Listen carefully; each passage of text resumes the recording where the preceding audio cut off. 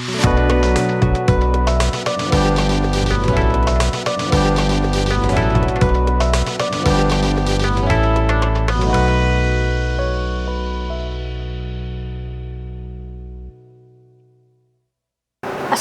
warahmatullahi wabarakatuh. Halo pemirsa, selamat datang di program Icon, program talk show inspiratif, komunikatif, dan naratif. Bersama saya Indah Ayu Putri Purnama, tuan rumah di program talk show Icon. Pada kesempatan kali ini kita akan membahas tentang literasi digital. Dan kali ini saya sudah bersama dosen ilmu komunikasi FISIP Universitas Muhammadiyah Cirebon, Bu Ririn Risnawati, MSI. Apa kabar, Bu? Alhamdulillah baik. Ya, terima kasih sudah hadir di program Icon. Di era yang serba canggih ini, tentunya dampak media menjadi hal yang utama dalam segala hal.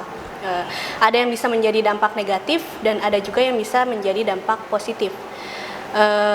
Kali ini sesuai dengan tema yang akan kita bahas nanti, kita juga dapat melihat dampak media begitu sangat berpengaruh dalam dunia berpendidikan.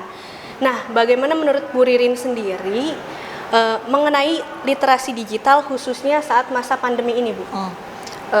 Terima kasih ya sebelumnya atas kesempatannya. Jadi kalau menurut saya, jadi kita itu kalau masa pandemi ini harusnya memang bijak terhadap apapun yang dibagikan dari media digital, terutama ketika kita berbagi dan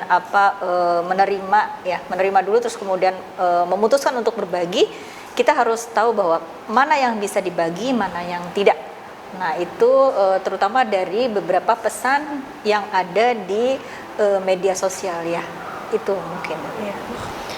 Untuk di media sosial sendiri, tentunya banyak pula dampak-dampak negatif ya. Khususnya untuk anak di bawah umur. Yeah.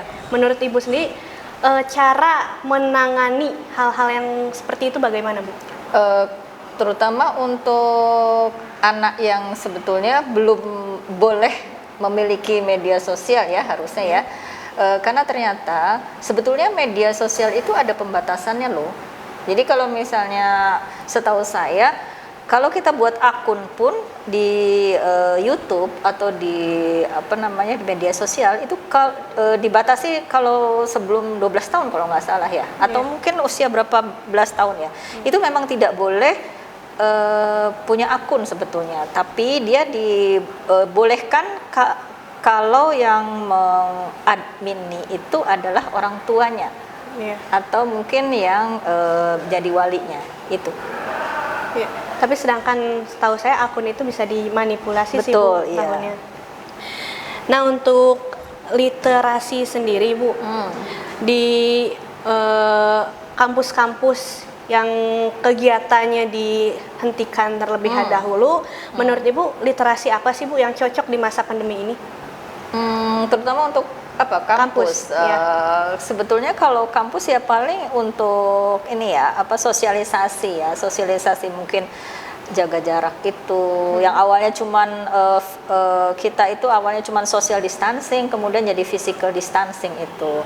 Makanya kenapa kita akhirnya dijadikan perkuliahan itu perkuliahan daring kan. Jadi literasi di sini kalau misalnya saya kaitkan, kami di jaringan penggiat literasi digital itu di beberapa kampus sudah mempunyai produk nyata, dalam arti teman-teman di beberapa kampus sudah mempunyai beberapa poster ataupun leaflet yang menyebarluaskan pesan-pesan mengenai social distancing sama physical distancing itu gitu.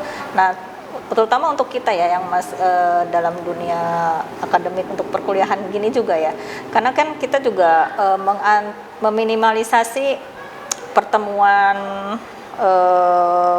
fisik ya, tatap muka, tapi kemudian kita juga tidak bisa diam begitu saja kan, kita juga harus ikut mengkampanyekan hal tersebut, misalnya dengan kegiatan menyebarkan poster itu, kemudian memberikan hand sanitizer atau dan mensosialisasikan program-program yang memang berkaitan dengan masa pandemi ini. Iya Bu. Untuk tadi komunitas JPLID sendiri, Jaringan Penggiat Literasi Digital. Nah, itu hal-hal apa saja Bu yang telah dilakukan di masa pandemi ini? Di sini bisa dilihat ya, mereka punya IG atau Instagram akunnya dan Twitter, kemudian FB juga.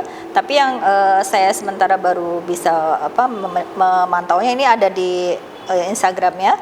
Mereka membuat poster dari berbagai macam bahasa daerah, karena kita itu dari berbagai macam daerah di seluruh Indonesia. Jadi yang awalnya template-nya itu bahasa Indonesia, tapi kemudian disesuaikan dengan bahasa daerah yang ada di daerah-daerah kami. Kalau misalnya kita di sini ada bahasa Sunda, ya. Ini juga sudah ada di posternya. Berarti seluruh Indonesia, Bu. Kemudian di bahasa Jawa juga macam-macam. Ada yang bahasa Jawa Timuran, ada bahasa Jawa Tengah, kayak gitu. Itu maksudnya untuk dalam penulisan pamfletnya atau bagaimana? Iya, jadi mereka punya penulisan semacam poster campaign, dari mulai bersikap kritis terhadap hoax, kemudian bagaimana pembatasan sosial, dan itu semua macam-macam. Ya. Beberapa posternya bertemakan tapi tetap dengan COVID-19 dengan bahasa-bahasa yang mudah dipahami oleh masyarakat Masing-masing daerah. Iya.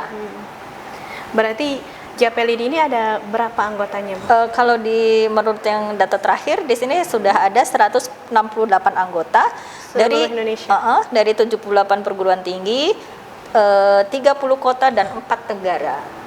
Kenapa dari 4 negara? Karena ternyata kami dari teman-teman di sini ada yang lagi kuliah di sana. Kan awalnya dari para akademisi, teman-teman dosen kan gitu. Salah satunya ada yang di UK. Kenapa di negara luar juga ada? Baik pemirsa, akan banyak lagi hal yang menarik yang akan kita bahas selanjutnya. Jangan kemana-mana, tetap di Icon.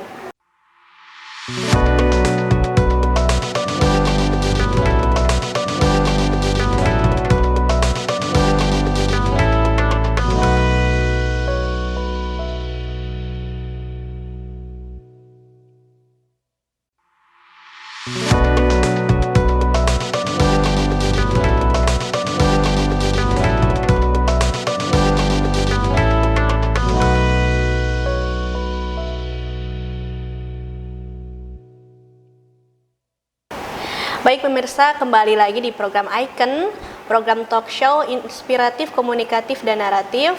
Tadi kita sudah sedikit membahas tentang literasi digital di masa pandemi ini. Dan kita akan lanjutkan lagi perbincangan lebih dalam lagi. Untuk tadi ada 160 anggota dari seluruh Indonesia. 168. Oh, 168 anggota dari seluruh Indonesia. Masing-masing pulau atau masing-masing daerah itu berarti berapa itu, Bu? Sebenarnya terwakilnya dari perguruan tinggi ya. Jadi perguruan tingginya itu swasta PTN, maupun negeri? Ya, PTN, PTS. Jadi awalnya sih memang penggeraknya itu dari Bu Santi dari Unisba, kemudian Bu Novi dari UGM, kemudian ada Mbak Dina dari UNY. Nah, dan di Semarang juga ada Bu Lili. Dan semuanya memang beberapa teman itu berinisiatif PTN PTS itu untuk membentuk kegiatan ini. Dan dari sekian perguruan tinggi itu biasanya diwakili entah 1 atau 2 orang gitu. Karena memang kenapa banyak 168 ini juga berkembang lagi ya sampai saat ini dengan 78 perguruan tinggi swasta dan negeri. Nanti juga akan semakin bertambah sepertinya, dan beberapa produknya kalau teman-teman dosen lain itu, terutama Mbak Novi dan Mbak Santi, banyak beberapa workshop dan penelitian yang mereka hasilkan. Oh ya, satu lagi di Atmajaya ada juga. Jadi UGM, Unisba, kemudian Atmajaya, Stikom Semarang, kemudian kalau di Jawa Timurnya ada UNER gitu ya. Jadi PTN PTS semuanya. Ya. Nah, berarti Ibu salah satu anggota atau satu-satunya anggota, Bu? Di mana? Di Cirebon? Oh enggak. Di Universitas Muhammadiyah Cirebon. Oh, kalau di UMC-nya saya baru saya sendiri. Ya. Cuman kalau di Cirebon saya ada Pak Arif kalau nggak salah dari IAIN. Kalau Iya. cuman memang kami tidak bertemu secara tatap muka. Memang kita semua banyakkan berkomunikasinya dari WAG. Kalau tatap mukanya ada beberapa kegiatan yang pernah dilakukan di UGM sama di UNY. Itu dari sejak 2016-an kalau nggak salah. Sejenis workshop, Ada workshop, ada pertemuan pembahasan mengenai buku. Kemudian mereka juga sekarang ada beberapa menerbitkan rangkaian buku-buku untuk sosialisasi terutama di masa pandemi ini. Jika masa pandemi ini berakhir, Ya. Kemungkinan ada kegiatan apa aja nih, Bu, dari Japelidi? Teman-teman Mbak Novi dan Mbak Santi kemudian Mbak Dina itu sekarang, dan dari UNS juga ada Mbak Monik, sekarang menekankannya ke pembuatan bunga rampai. Bunga rampai itu semacam menulis bersama dalam satu buku penerbitan, dan ini mereka lakukan terkait dengan beberapa isu yang memang terkini. Nah, setiap tahun sebetulnya ada, dan bahkan kemudian dari beberapa kali kegiatan juga, kalau saat ini kan memang daring ya, dan mereka punya webinar beberapa kali, dan juga ada semacam pertemuan atau diskusi maya gitu. Nah, untuk Japelidi ini sendiri itu dikhususkan untuk dosen-dosen atau mahasiswa pun boleh ikut, Bu? Untuk sementara memang saat ini adalah kami akademisinya, ya, dari dosen-dosen, teman-teman dosen, karena kegiatannya ini kan memang kami anggotanya itu sebetulnya secara tidak resmi, tapi kami berkumpul di kegiatan yang semi formal gitu ya, dan itu terjadinya di perguruan tinggi terutama. Kalau mahasiswa biasanya kami ikutkan di kegiatan-kegiatannya. Misalnya kalau ada kegiatan pengabdian masyarakatnya, pada saat workshopnya, gitu loh. Iya. Kalau untuk Ibu sendiri, menurut Ibu, literasi yang pas digunakan di masa pandemi ini, khususnya untuk dosen-dosen sendiri, apa Bu, untuk bisa disosialisasikan gitu? Kemana? Ke dosen apa ke masyarakat? Kalau kami itu biasanya menitik beratkan pada kampanye dulu ya. Kampanye sosialisasinya paling berbentuk yaitu mencetak brosur, menyebarluaskan brosur seperti itu, bahwa kita tuh memang harus bijak terhadap semua penggunaan media, terutama media digital. Menyebarkan brosurnya yang melalui berisi seperti yang tadi misalnya muatan posternya itu terkait dengan pandemi, terkait dengan alkes yang sekarang memang akhirnya ada dampaknya ya, terkait dengan pembatasan sosial atau pembatasan fisik gitu. Dan ini biasanya disebarluaskan, ada yang sudah dilakukan adalah ke orang-orang yang memang selama ini tidak merasakan penting untuk memakai masker misalnya, kemudian bahkan mungkin mereka jarang cuci tangan atau malah baru menggunakan hand sanitizer baru gitu kan. Berarti menyebarluaskannya secara langsung ya, Bu? Iya, ada yang kampanye, terutama kampanye langsung terjun ke masyarakat. Dan mereka kebanyakan antusias atau acuh? Kalau teman-teman sih ada beberapa yang sudah dilakukan adalah di Jogja ya, terutama mereka ke pasar gitu ya, kemudian ke beberapa pusat keramaian, dan mereka bilang bahwa kalau misalnya pakai bahasa daerah dengan bahasa mereka kan mereka lebih nyaman gitu, lebih tahu dengan ternyata memang mereka harus care terhadap bahayanya terutama itu. Terima kasih Bu Ririn sudah menjelaskan tentang Japelidi, tentang literasi digital di masa kini. Terima kasih pula informasi-informasi yang telah Bu Ririn sampaikan sekarang ini. Setelah perbincangan kita hari ini, kita dapat melihat dan merasakan bahwa di zaman sekarang ini media online sangat berpengaruh bagi kehidupan kita. Namun tentunya hal positif atau negatif dari media tersebut tergantung dengan kebijakan kita masing-masing dalam menggunakannya. Kita saat ini sebagai pengguna, netizen, audiens, dan readers haruslah bijak dalam menyikapi isu dan jangan mudah terbawa hoax. Kualitas hidup Anda adalah kualitas dari komunikasi Anda. Anthony Robbins. Baik pemirsa, terima kasih telah menyaksikan program Icon kali ini. Sampai jumpa kembali di talk show selanjutnya. Wassalamualaikum warahmatullahi wabarakatuh. Waalaikumsalam.